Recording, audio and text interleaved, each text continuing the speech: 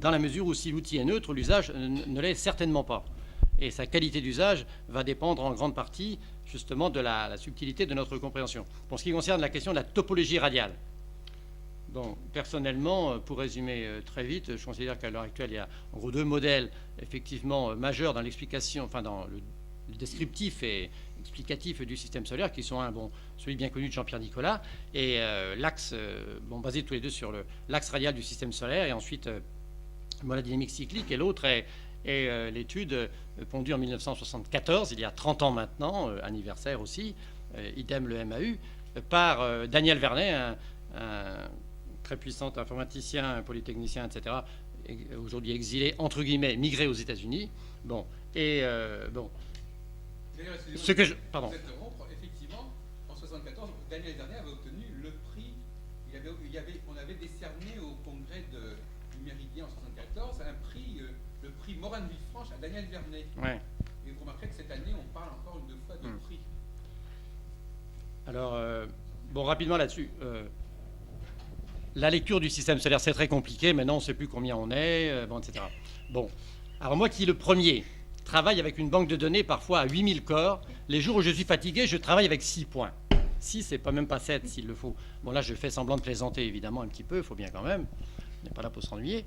À savoir, 3 couplages qui nous donnent à peu près l'essentiel de l'être humain fondamental basique, l'être humain individuel, l'être humain social et l'être humain transpersonnel. Tout est dit dans les 6 points fondamentaux du système solaire qui forment 3 couples de relative, vu de loin bien sûr, de relative égale morphologie et mon couple à l'évidence, le Soleil et la Lune, diamètre apparent égal pour nous, Jupiter et Saturne, tout le monde connaît, Uranus et tout le monde connaît, et Uranus et Neptune, pardon, tout le monde connaît aussi a priori. Je n'ai au fond de moi jamais cru à la considération trilogique, trinitaire, absolue, entre guillemets, telle que certains l'ont très vite présenté et modélisé dès qu'on a commencé à spiritualiser l'astrologie en disant Uranus, Neptune, Pluton. J'ai toujours perçu quelque part quelque chose à découvrir au-delà de Pluton dans le système solaire ou dans sa périphérie. Je l'ai même écrit, je me suis permis de l'écrire, avec une anecdote onirique qui plus est. Un petit coucou avec Neil Mikkelsen d'Américain, dans un rêve, une nuit, ça a été écrit il y a 15 ans, qui me disait il y a encore 3 ou 4 planètes majeures à découvrir dans le système solaire.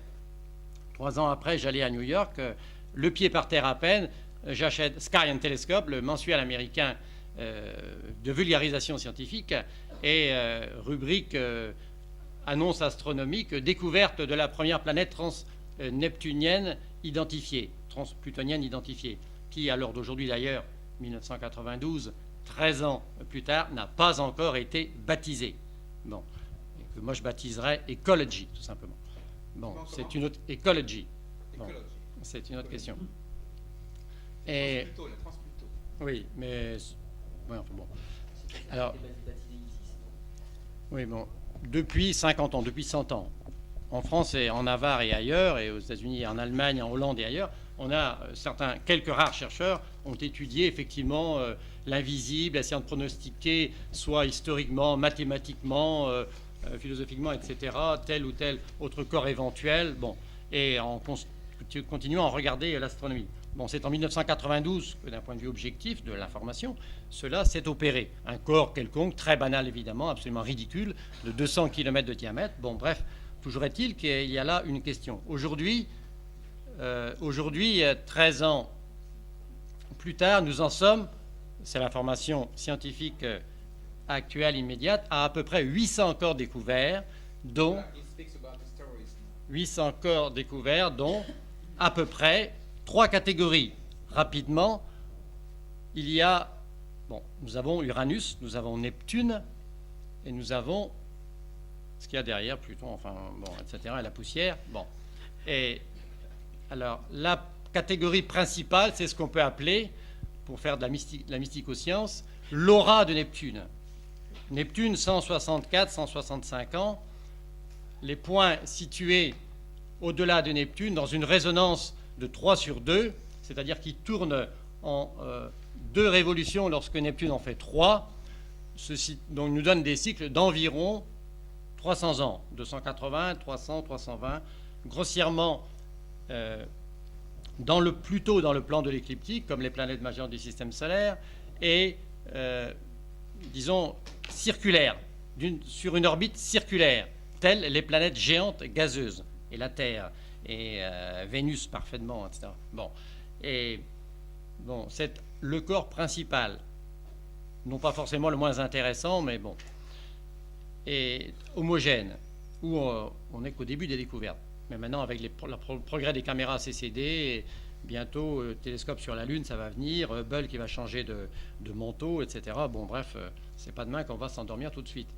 Et deuxième groupe, très facile à retenir, les Ploutinos, tout simplement, c'est tout bête là vraiment, parce que ce sont des comme Pluton, entre guillemets, au sens où la région est la même, le cycle est à peu près le même, 2 siècles et demi, grossièrement l'inclinaison aussi, 10, 15, 20, 25, 30 degrés, bref, bon. Et ils sont à peu près 2 fois moins nombreux, bon. Et 3 baptisés à l'heure actuelle. Dans les Neptuniens, 4, on peut en dire quelques mots brièvement tout à l'heure. Excusez-moi, monsieur, ça devient très long, là. Vous avez vu que jusqu'à présent, on avait une discussion très animée. Ouais, là, effectivement... C'est de la formation. Oui, ben, on a demandé de la formation, oui, bon. Comment? Oui, non, ok. C'est pas le but. Oui, je sais. Oui, non. Vous avez bien vu qu'on ne peut pas se concentrer comme ça. D'abord, il y a une accumulation d'informations qui est assez lourde. Oui, bon, ok.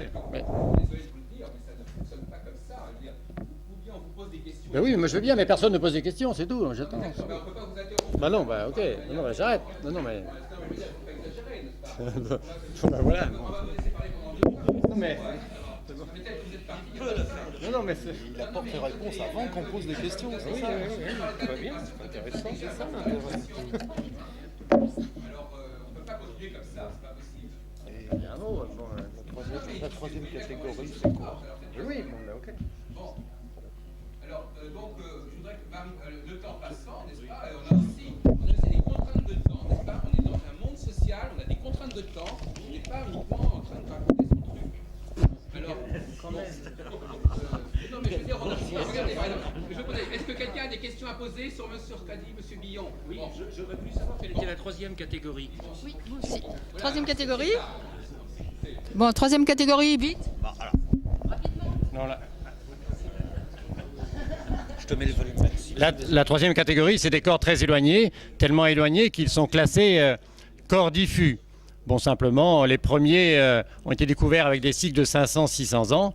2 tristement spectaculaires répertoriés conjoints 1-2 degrés du soleil du crash du World Trade Center à New York, des cycles de 900 ans et 1100 ans. Bref, alors a défrayé la chronique récemment la découverte d'un corps aux 3/4 aussi gros que Pluton, aux 3/4 quand même, pour la première fois dans l'histoire, Sedna, du nom de la déesse des océans dans la mythologie inuite, et dont le cycle se situe aux alentours de 11 000 ans environ, bon, qui est intéressant à observer dans la période actuelle de l'histoire. Bon, voilà. Et, bon, mais je donne pas d'exemple, bon. On a eu assez de doses, là.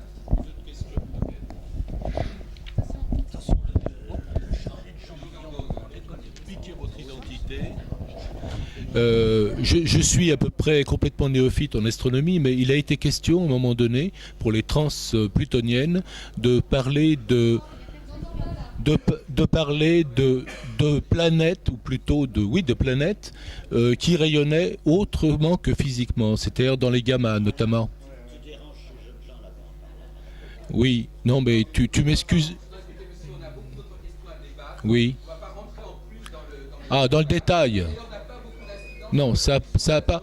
Le rapport entre la dématérialisation et passer à un niveau énergétique n'a pas d'intérêt d'après vous. C'est pas le sujet. Excusez-moi. Il ne reste plus qu'une demi-heure pour terminer la commission. Je vous précise. Le pouvoir aux femmes.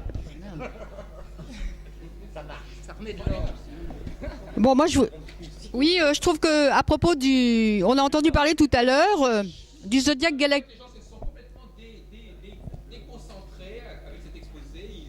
C'est une espèce de... Voilà, on va essayer d'avoir un rythme beaucoup plus accessible pour tout le monde. Là. Alors moi, je reviens à mon référentiel spatiale.